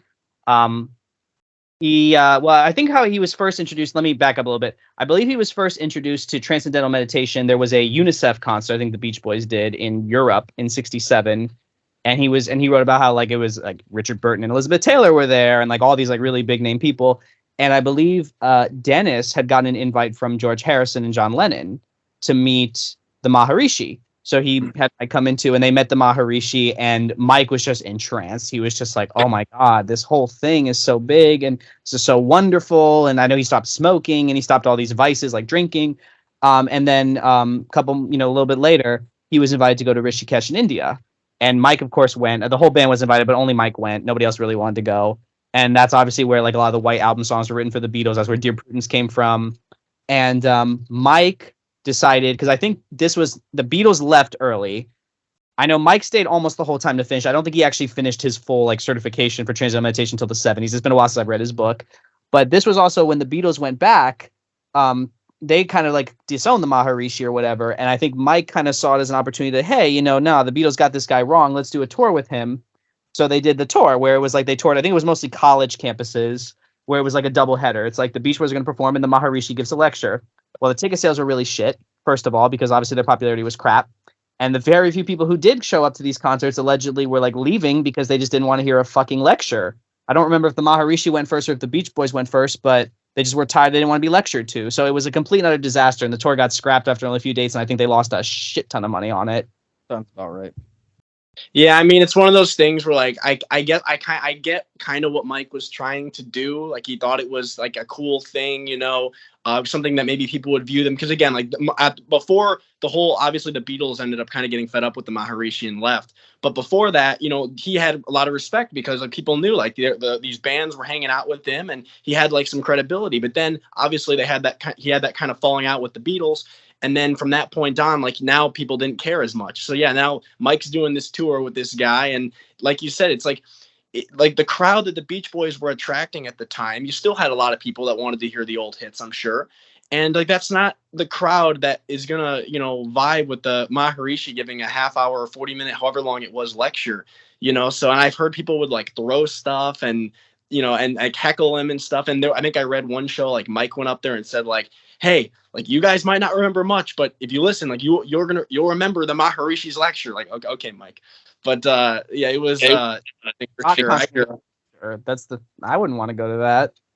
It got canceled after like 5 dates, which is crazy. It didn't last long, and I know they all lost a ton of money on it. It's kind of like like how people keep paying to see Lauryn Hill and she shows up 3 hours late. Why are you still giving her money? I would never give somebody money that's always showing up hours late to a concert. That's just unprofessional. Well, and then you have Morrissey just straight up just canceling shows at the last second. And yeah, Lauryn Hill's pretty bad too. She is, and she literally had one album. That was it. She's been writing that album for 25 years. At least Morrissey had the Smith stuff, and he's had quite a few successful solo. Right. Yeah. I read a quote from Carl and I think he said this about that Friends tour that was so disastrous. He said that he thinks because, and this was actually, I think, part of the reason. I'm not saying this was the only reason, but he said you had a lot going on at that time with the assassination of MLK, which like was a lot of tension. Because I think a lot of the Friends dates that they were doing for this tour were kind of around the South, I want to say, if I remember right. And like there was just a lot of tension. And I think Carl said something like parents weren't letting their kids go out of the house and stuff, which again, I don't buy that as the only reason why. That I think the main issue is the fact that they're doing this Maharishi thing. And then the fact that, again, the Beach Boys were not the most hit band at that time to begin with. So like, I feel like that was a big chance that they took with doing the Maharishi thing, and it just did not work out. So especially because when JFK was assassinated, I think they played a show in somewhere. I think they actually they asked, I think I remember reading this, like they asked like, hey, should we go on? They're like, nah, you should go on because you'll help cheer up people. And they actually, I think, did a show that the day that JFK was assassinated, and they gave a tribute to him and everything. Yeah, no, that was just an excuse. Like, don't get me wrong. The assassination of MLK did cause a lot of riots in certain parts of the country, but that was just an excuse. The tickets were selling like crap. They were playing at like half full venues. Yeah. Although in Europe they were doing really good. They actually played Live in London, yes. well, they played the first show actually in across I think the western bloc, Soviet Europe. And Yeah, one of the first Western acts. Slovakia. Yeah. One of the first ones to play behind the Iron Curtain, right? They were the first ones. Not even one of. They were the first band. That's really cool.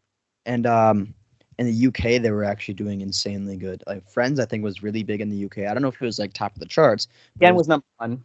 It was number one. See, It was. but I mean, in the UK, they had a huge appreciation for the music they were putting out around this time. And so one of the concerts they did was live in London. And even though it came out in 1970, the album, it was recorded in 68, I think maybe 69. What I love on this album is though you're seeing like tracks from Friends and like it is so cool. Like their version of Wake the World where Mike's like, all right, we're gonna lower the lights for this one. Lights. And then it goes, Wake the World. It's so cool. I love that. There's a good version of Aren't You Glad on there too. Yeah, they're like pulling stuff from like Wild Honey. Yeah. Both. I like it a lot. No, it's a cool live album. It's like a cool year for sure. December 68. I think they used 69 because it was very late 68, but yeah, it was December 1st, 68 is when it was recorded. Wasn't there an outtake of All I Want to Do from here? Like not the 2020 version, right? Or am I thinking of something else? I think you're thinking because this is like an official release. All I Want to Do started off as a track, and I think in 69 or not, 69.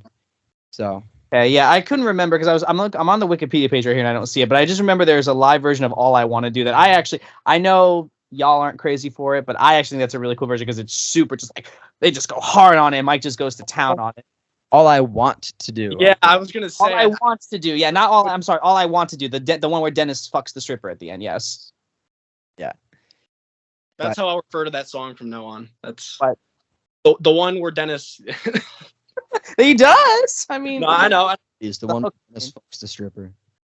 the hooker, not the stripper. I'm sorry. Yes, but no, Live in London is a really cool record. I don't Yeah, go to it much. cool. I think it's really cool, and I listen to it like maybe like once a year. I don't really go if I'm listening to live Beach Boys. I'll be honest. I'm probably either going to Sacramento '64 or Live everyone. or the number one I go to is the Beach Boys in concert from 1973, and I really want to talk about. That's mine. You have to save it till next time. Yeah. In the Carnegie, I think the Carnegie show is really Yeah, Carnegie. Yeah. sick because there's no overdubs. Period. Like that's a straight recording, and it doesn't sound like that at all. It's like a perfect live album, but Very crisp. Yeah. do every once in a while, and I thoroughly enjoy it. Like I said, especially with the Wake the World, where Mike said we're gonna lower the lights, and then we're gonna wake the world. It's so cool. I love that version. Didn't they start like really diversifying the live band around this time? Like they brought in like Dennis Dragon, they brought in like Carly Munoz, right? Yeah, Ed Tennille. I'm on bass. uh, Ed Carter would be in the band for a long time. Billy G joined. Ron Brown was like the first member I think they added, but he didn't stay too long. But yeah, And then Daryl Dragon was, even though I don't think he stayed with the band too long, but he had a very important part of like being part of their like inner circle, especially with Dennis and like supporting his live or not live his new song. Yeah. So yeah, Daryl Dragon's huge. Tony Tennille too, right? She was in the group for a bit. Yeah, for a little bit. for they have Yeah. Captain Tennille. It's a Yep, that's yep, and they actually covered some Beach Boys songs on some of their albums. You know who else was doing pretty good around this time? Who? David Marks. You know he was playing with Delaney and Bonnie? He was playing with who? Delaney and Bonnie. Okay. And you know who that is? No. Like so Delaney and Bonnie were like this blues, like folk rock band that were like fairly big, especially as a live act in this time in the 60s. And David Marks was playing with them, and he played with them until he got replaced by nobody else other than Eric fucking Clapton. Like I see. Okay. Yeah. No. It's funny. I like know all these fucking artists they played with, and like I've never heard of them. Delaney and Bonnie have like a lot of like blues stuff. They're like a pretty good blues duo. No, I'm just saying, but like I know Dwayne Allman, Eric Clapton, Bobby Whitlock. That's freaking Layla, right? That's Derek and the Dominoes right there. And it's like I never heard of these people, so I'm. So it was like right before Eric Clapton. I think it was like right after Blind Faith, right before Layla or Derek and the Dominoes is when he played Delaney and Bonnie. But what's pretty nuts to think about is like David Marks, like you kind of forget how good of a guitarist he became after the Beach Boys. Like he's doing a lot. He went to school and he did like a lot of jazz stuff. And then he joined Delaney and Bonnie as like a touring member. And then like he's with them for a while. And the only person that could replace David Marks was Eric Clapton. And it's pretty nuts to think about. Yeah. No, I mean, like I said, I know but I love Layla. I think that's a great fucking record. Yeah, so I just wanted to like throw that tidbit in there to show you where David Marks is in the mix of things, at least in his live life of a performing musician. Have you read his book? I know it's out of print, but apparently it's good. I never read it. I want to read it. I got to find it on Amazon somewhere. But yeah, it's I know David Marks' trajectory is really interesting. It's just that it wasn't really reported. It's almost like he almost was like he did the Beach Boys, he did David Marks and the Marksmen, and then at least in the media, I'm not saying he didn't realize, but in the media, he seemingly went off the grid. Like nobody knew where the hell he was. Then he just popped up in the 80s and did an interview. It's like, where the hell have you been for all these years, you know? He was a touring musician and he was a session musician. He was actually really successful with a lot of this stuff. He actually made a good amount of money. It's actually, I think in the 70s at some point, the Beach Boys asked him to come back. I was just about to say that, Reilly. Yeah, he showed up at a gig, I guess, or something, and Carl literally, like, I think they asked him to go on stage with them. Maybe he did do that. I forget, but I just know that they asked, like, do you want to join? You know, like we do want you back, and he was like, no, you want to do my shit. I'm making he gave an interview to it was some newspaper where he said like, you know, he's like Carl still doesn't play guitar. He plays guitar as good as he did, you know. He hasn't evolved since he was 17. And he said something like that. Something didn't verbatim say that, but it's something of that nature. Yeah, it's pretty nuts because like I mentioned Carl was a fantastic guitarist, but he never really grew as a guitarist because by the time the band like really started getting those like deeply produced albums, he didn't need to grow as a guitarist. He was perfectly fine as he was. David Marks, on the other hand, like I said, he's doing like all this blues stuff with Delaney and Bonnie. He's this big session musician. He learned jazz in school. He had advanced as a guitarist so much. He became really good. So it's funny. I read he was part of Paul Revere and the Raiders, and they fired him because he wouldn't dress up in the revolutionary outfits. Another David Marks W. I know they're pretty corny. I know. But also too around this time, this is when they asked Billy Hinchy to replace Bruce, and Billy Hinchy I think wanted to go back to school around this time, if I'm not mistaken, right? Yeah, I think you're right. Yeah.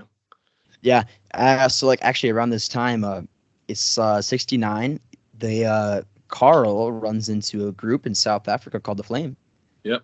And I really want to talk about Ricky and Blondie so much because I really love that era of the band.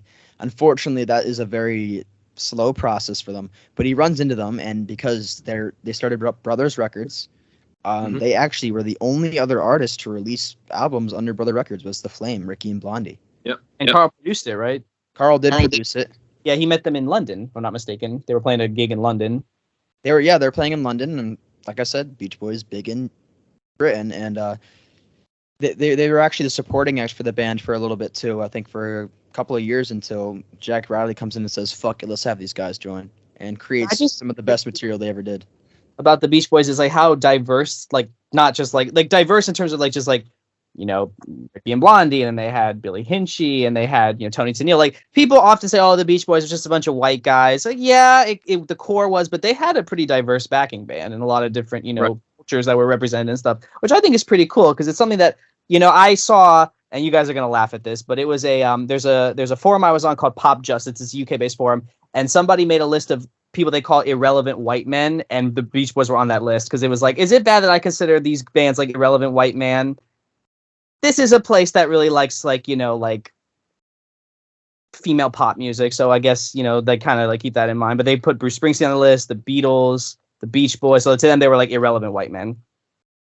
I mean, what are you gonna do? The Beach Boys were very diverse, and like not just in like the people they had around like their inner circle, or like not even just in the 70s like Ricky and Blondie, but like even Carl in the 80s had like a very like diverse like circle of friends you'd hang around. Like Myra Smith. Yep. Person he wrote a lot of songs with, yeah, she was a black woman. Yeah, but she performed for Elvis too. No, I know. It's just, here's the thing. I think that you can like diverse artists without having to downplay everything else. It's like that's something that I just get frustrated with when I go on these places because it's like they want to denigrate all that stuff, and like you can embrace that stuff. I love Mariah Carey. I love her stuff. You know, I think she's wonderful, but that doesn't mean I have to trash Bruce Springsteen and the Beatles just to lift her up. You know what I mean? Yeah, exactly. Yeah. So around this time, the Beach Boys released Jake's favorite album, Sunflower, and did dog shit in the U.S. Jake, you can really take the helm at this point because this is really your area of expertise. I'm kind of past my prime here, so why don't you take over? So we talked about a little bit of this on the Sunflower episode we did, but yeah, this was a time where the band was really struggling with touring, especially because nobody wanted to see them. It was just like they were just considered so uncool, unhip at that time. So definitely a tough period, but obviously there was some optimism with them signing to a Warner Reprise, and that gave Brian some optimism to start writing songs again and really contribute. But then when Sunflower bombed, obviously that kind of took the wind out of their sails. So not long after that, around that time of the release of Sunflower, you have Jack Reilly join the fold. And Jack Reilly was pretty much brought on to help the band reverse their image, to change their image, to make them more hip and with the times. Where like people don't just view them as, oh, they're just this old 60s band, they're completely out of touch. So Jack Reilly obviously made a lot of changes with their image. The white suits and all the matching suits were gone. Now they were, dressing differently and looking more hip. You have some Jack Reilly, the lyrics of the songs on albums like Surf's Up and Holland. You got some really progressive lyrics and interesting words. Songs like Long Promised Road, Feel Flows, songs like that. But no, anyway, this was an interesting period. Around this time, you had some really cool Carnegie Hall concerts that they performed. They did 2, I believe, in 71. And they have some really cool set lists. There's some really cool songs that they did. Actually, I think I printed it. Let me just pull it up real quick here. I think I printed the Carnegie Hall. Yeah, so you look at like February 71 was the first one they did. And you got songs like, you got that cool version of Help Me Rhonda, where like they kind of like changed the style of it, made it more of like just a rocking guitar song, And apparently Carl was on lead, which is interesting for this one. Is that the one where Dennis sings lead of Help Me Rhonda? He might have did it in the other show, but for this one, it was Carl, it says. There's one that Dennis sings lead of Help Me Rhonda. There is. I've heard it. Yeah. Like that version. No, but you've also got, so then here, I'll just go down the set list. You got Help Me Rhonda, Aren't You Glad, Cotton Fields, Okie from Muskogee, which they had been doing, they just started doing recently around this time. And they did a good job covering that. Country Air, Wouldn't It Be Nice, Vegetables, Cool Cool Water, Lady, which is a great Dennis composition that I don't think they played live very often, which I wish they did, though, because it's a really great song. Then you get Forever, Darlin', Caroline No, which Carl always just killed. And I mean, just amazing vocals on that. I love that song live.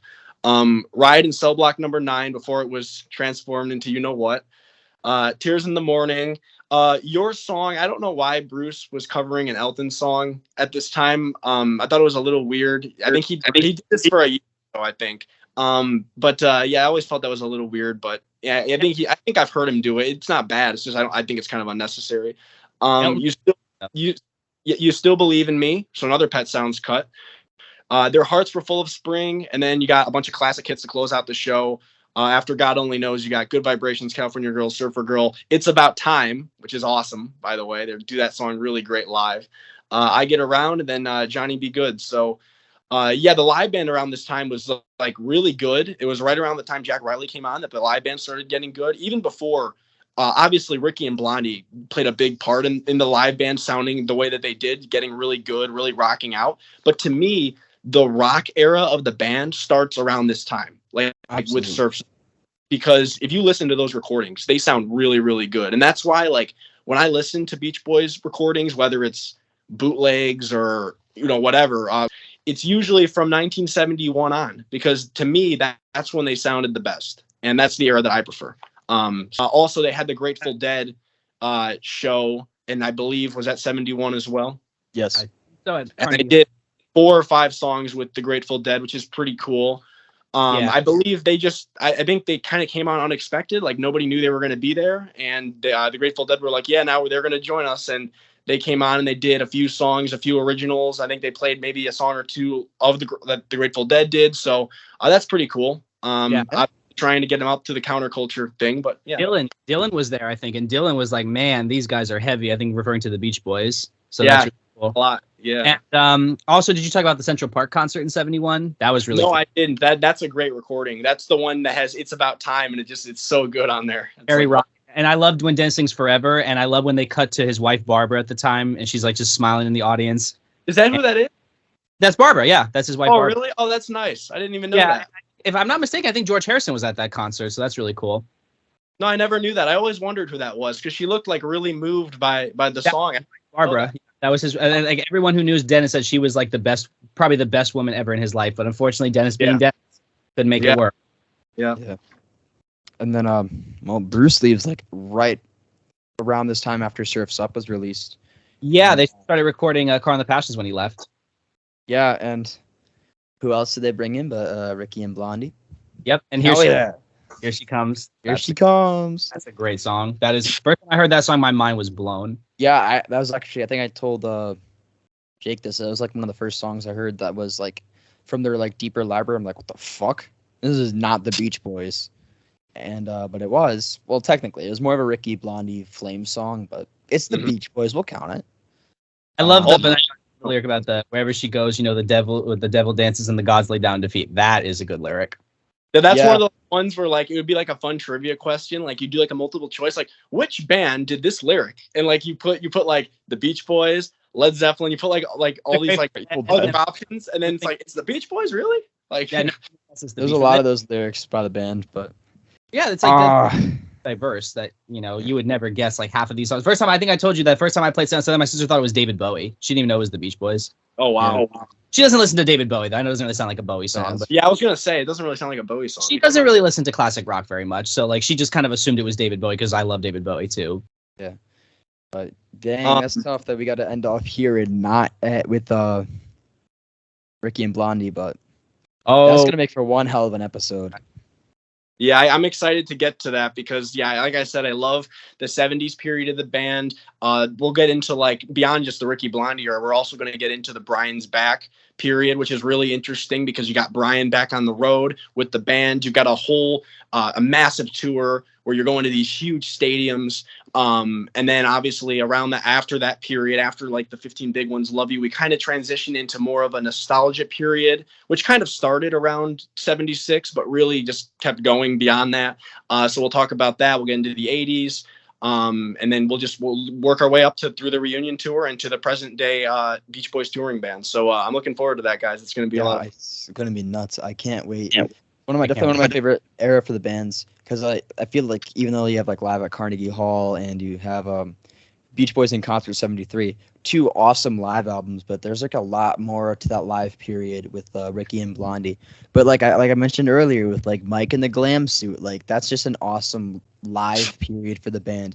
Say what you will about 15 Big Ones and the whole Brian's Back campaign, but that era for the live band was awesome. Like that's something that I think go unmatched by a lot of other bands around that time. Like I know Paul McCartney had Wings, but I think the whole like Brian's Back tour was a lot cooler than Wings Over America, but maybe that's just my hot take. But, no, I would say I don't know if you've seen the Good Vibrations TV special. I think it's also called like Beach Boys It's Okay. It's the one that Lorne Michaels did in 76. That's really cool. Like I like how they cut like they cut like the really cool live footage with like Dennis judging the beauty contest and Carl in the plane and this and that's really cool actually. It's a shame that special didn't come on earlier because I think it could have helped the album a little bit better in terms of sales. I mean, not maybe critically speaking, but in terms of sales, because I think by the time it aired, it was like late summer, so it was like too late for it to really have an impact. But it's still a really cool document, and I know I have it downloaded on my computer somewhere. I like the performance. I think it's on that special of that same song with the church choir. I think that sounds better than the actual one on the album. I think it's a great song. Yeah, I love anytime they added a choir like River Song. I love River Song because like Dennis got that whole choir in there and everything. Why the Beach Boys passed on that song, I will never know. But hey, they're lost. Yeah, it would have fit right in on MIU or plus more LA than MIU. But I think even that period it would have fit in on either of those. Like the Carl heavy tracks and the Dennis heavy tracks definitely would have fit. But. No, what you were saying about Reilly about about like 76, like the Beach Boys tour around that time. Like I'm a big fan of Wings too, so I would have loved to have been alive at that time. Oh, yeah. Get to see Wings and the Beach Boys on like these massive tours. Like that would have been so cool. Cause I'm a huge McCartney wings. Really awesome tours around that time. Yeah. A lot of live acts were getting huge, or were getting like resurfacing, especially like the Beach Boys, and then Paul McCartney was already kind of big with Wings, but like that whole Wings tour was huge. Like you have a lot of these old '60s acts reviving in the late or mid to late '70s, and they're getting these huge stadium tours. And I'm a big Pink Floyd fan, but I got to be honest, that whole Brian's Back tour was, I think, is bigger than the Wish You Were Here tour, and that's coming from a guy whose favorite band is Pink Floyd. Yeah, I think it's also too because like the equipment started getting really good around time, like the amps and stuff, and then eventually wireless mics came around, which like I know David Bowie did the Glass Spider tour in '87, which is funny because everyone hated it at the time, but in retrospect, it was hugely influential because it was this big spectacle. And what did all pop music stadium tours come around turn of the millennium? These big spectacles with the big set because he like came down from the ceiling, and everyone hated it at the time, but hey, it was way ahead of its time. You know, like you go to a Janet Jackson concert or a Madonna concert, it's going to be just like that. Yeah, you had a lot of like over the top shows around that time. Like ELO had the big spaceship, like which Pink was Floyd. like a hugely expensive thing to like travel around. 80s, the Glass Spider 80s, but I'm just saying like it wasn't possible until wireless mics came around because David Bowie would come down from the ceiling like with a wireless headset, because back in the 70s it was still wired, so everyone was like kind of walking around the stage like this. But his Diamond Dogs tour in the 70s was pretty elaborate, and he was like doing mime stuff, and he's actually like doing like a version of the moonwalk. It's pretty cool. You can go find on the internet. I like Pink Floyd's always going to bleed in with me. The Wall tour, even though it wasn't really much of a tour, there was like they actually like residents of a concert, or not a concert hall, like a stadium for like a couple of weeks. They performed The Wall in like select locations for like 2 years, but that was a huge tour where they literally built the wall on stage, and then you have Roger Waters breaking it down and all that cool shit. But how much that cost? That was probably expensive, but I guess you know how much money they made? I know, but that's why it was smart that they chose it only in small locations, because you only got to set it up once. That's why Vegas is so popular now, because you go, you set up the stage once, and then you collect the dough because people come to you, because touring is very expensive. Pink Floyd made dog shit. Well, I don't know about Pink Floyd, but I know like nowadays it's different. I know. Actually, Richard Wright of Pink Floyd, he was actually a member of the band for like longest time. And then he left because like he started feeling like separation from the band. But they kept him on the wall for touring purposes because he like fit in with the sound and he could like improvise with the group and stuff. He made bank. Roger Waters, who literally wrote the entirety of The Wall, made dog shit. So I will say this though, also about The Wall. Of course, Beach Boys tidbit. We all know Bruce Johnson did backing vocals on it. Yeah, and I think were Carl and some other people invited, but they were like, "Oh no, this is too heavy." The whole band was invited, and they didn't disagree to it. They wanted to do it. They just couldn't make it. Oh, okay. See, that's interesting. Like the misconception is that it was too heavy. They also did backing vocals too when they were recording stuff at Caribou. Don't Let the Sun Go Down on Me. Carl's very prominent on that song. Yeah, I love that song. And I know John is a huge Beach Boys fan, so he was probably elated to have them on the record. Yeah, for Pink Floyd, actually, Bruce was the only one who could make it, so they're like, "Yeah, we'll take Bruce." And he does a very good job. So, who was the big Beach Boys fan in Pink Floyd? Because I'm not as familiar with Pink Floyd. Probably all of them. Definitely not Roger Waters, because Roger Waters is very picky with his music. I think I read Gilmore, like some. Gilmore loves everybody though. Okay. Yeah, I don't know, because I know like in like obviously like in like the Beatles, it was McCartney was the big one, was the big Beach Boys. I know Lennon liked them too, but it was McCartney was the one that was like over the moon. And then Keith Moon of the Who. Keith Moon, oh yeah, Keith Moon was like obsessed with them. I think they even said Pete Towns said Keith Moon would have quit the Who to do the Beach Boys. Oh yeah, but like Keith Moon like literally like wanted to cover Beach Boys songs in their show, and they actually did their own version of Barbara Ann because Beach Boys hit it big with their version, and so the Who did their own version, and I actually think it's better. Yeah, I believe it because I don't like Barbara. I don't mind Barbara Ann. It's just it's annoying that it's always getting hyped, but it's in and of itself, in the context of the record it's on, it's fine. The fact that it's one of their biggest hits and like was in fucking Full House and people don't shut up about it, that's the annoying part. It's actually better live. That's a better live song for them. It is. Yeah, it is. It is. Like I said, I don't mind it on the context. I actually think Party's if I'm being honest with you, I think Party's a quite underrated record. It's pretty vibey, but I love Party. Yeah, it's a great record. Any of the live songs from say like 61 to 72 you think are better than the studio version? At times, I don't know what year it's from, the Help Me Rhonda with Dennis on lead. At times, depending on my mood, I think it's better than the studio version because it's very blues rocky, and I think Dennis sings the song well.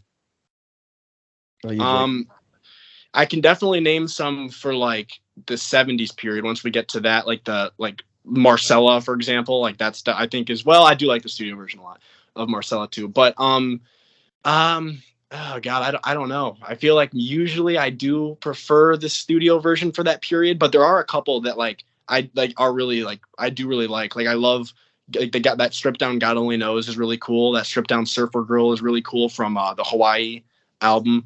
But yeah, I would say for the most part for the 60s, I do prefer the studio recordings. But Yeah, I feel like with a lot of like the production style, especially like songs from like Pet Sounds or maybe like Good Vibrations, and a lot of that stuff works a lot better in the studio. That's why I like a lot of the surf stuff that they did in the early 60s, because I feel like you can really like let it rip with those songs. Like those songs fit in a live setting. They don't need the wild production, even if it helps. Depending on the version, I don't like it better, but I do want to shout it out. I Get Around, I feel like is a really cool live song. Hard to play. yeah. I don't like the Beach Boys concert version, but like I think there's a version on Graduation Day that's really good. There's a version on Live in Chicago that's pretty damn good.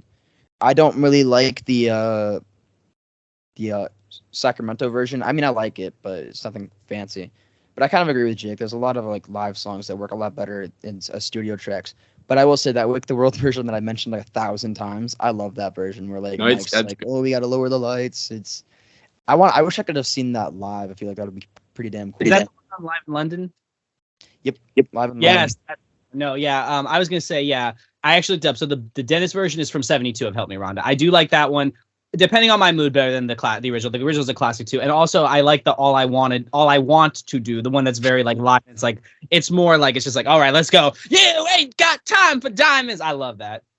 I will say I think All I Want to Do is actually pretty good live. Again, it's one of those tracks that is better live because it has that energy. But the studio, it just kind of feels so bland and just unnatural. Say this, I don't think it was mixed very well in the studio because it does kind of feel like it was like something was sucked out of it. You know, it's kind of like there's something that was sucked in. It was Dennis. No, what do you mean sucked in? Like talking about the end? Yes. No, yeah.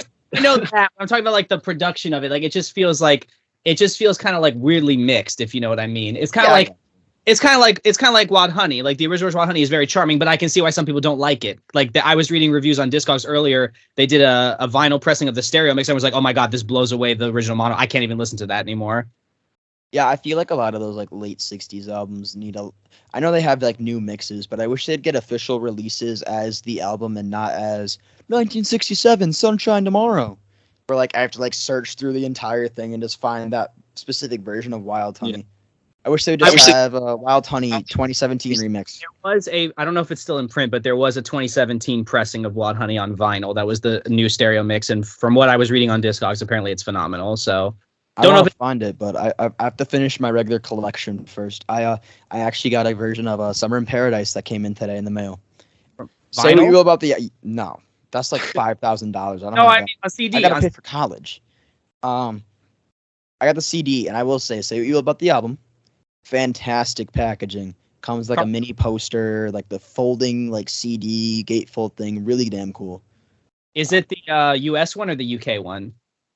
It's the US one, but what's really cool is if you fold it up, the way it works, you could actually fold down the UK cover and make that the front cover. Yeah, I have it somewhere around here. Really? Yeah. Didn't you just pick up Love You too? I did, but that's on eBay. I have to get that. Okay. That's coming in. I also got a version of Becoming the Beach Boys, like the early sessions with where they did Barbie. And Wow. I got that on vinyl. It's on colored vinyl. I actually still have to open it up and see what the color is because I also ordered that on eBay, but that one actually came in. I don't have that version, but I have. If you're familiar with the one that Steve Hoffman did, I think that one sounds really good. The CD. It's called Lost and Found. I like that. I don't know. This is like an official release, and it was a lot cheaper than anything else I could find. I just really wanted like the early version. I want Lavender on vinyl. Lavender's a really beautiful song. I wish they released that on a real record instead of like some of the other stuff they put on there. I really like What Is a Young Girl Made Of? Sugar, they say, and spice. I love that. A lot of those like early like pre-Beach Boys, like Pendleton era stuff has a lot of charm to it. I love it. Like Barbie has a lot of charm to it. Luau has a lot of charm to it. Lavender has a lot of charm to it. No, I was gonna say, yeah, there's some cool recordings from like the first few couple years where like they're not available on streaming or like on a box set, and like I wish they were. Like, have you guys heard Visions? No. Oh, You look up Beach Boys Visions. I think it's from '63 or '62, but it's a song that they actually Brian wrote for another artist who recorded it. It's a female artist. I forget who it was, but the Beach Boys did a version of it. It's called Visions, and it's really a pretty song. Really nice vocals, kind of haunting again. But I like it a lot. I know they reused the melody, but Land Ahoy I think is better than like half of Surf and Safari. I know they reused the melody for Cherry Coop, but like it's better than fucking 10 Little Indians. What the hell were they smoking when they put that on the record? Oh, I wasn't them. I think that was like a lot of like Capital pushing Capital. You know what? Ryan wouldn't have wanted to release that crap. He probably would have. No, it was still on the album though. Well, I'm not saying they should have done it, but I'm saying like Capital was definitely like pushing. Like you think about this is their debut album. They had like little to no control over it. Brian had a lot of songs in his back pocket that he probably could have released, but he didn't because he didn't really have control over his records until about Surfer Girl. That's fair, and also keep in mind too that back then albums were not really bought by the teen crowd. The albums were bought by like jazz art, like jazz people, like jazz, classical music, Broadway soundtrack. That's the stuff that was selling on as an album. Like teens were not buying the albums; they were just buying the singles. All right, I think we gotta say goodbye. All right. So thank you everybody for listening to this 5th episode of Good Timin. I hope you all enjoyed the show. It was great talking with you guys about the Beach Boys live band and their concerts, and I'm looking forward to picking up where we left off next episode and covering the mid to late 70s and beyond. I'm really excited for that. It's a period that I think we all really enjoy, so I'm looking forward to that. As always, if any of you listening like this podcast and want to hear more, feel free to subscribe or follow wherever you're listening. We greatly appreciate the support as it motivates us to make more Beach Boys content in the future. I also do want to quickly mention that the podcast is now available on both Spotify and Apple Music. So you can now listen to all of the episodes there if you'd like. We've got them all posted from the first episode to this one. And like I said, if you enjoy the podcast, we'd appreciate it if you'd follow us on there. So thank you again for listening, and we will see you all next time. Bye-bye.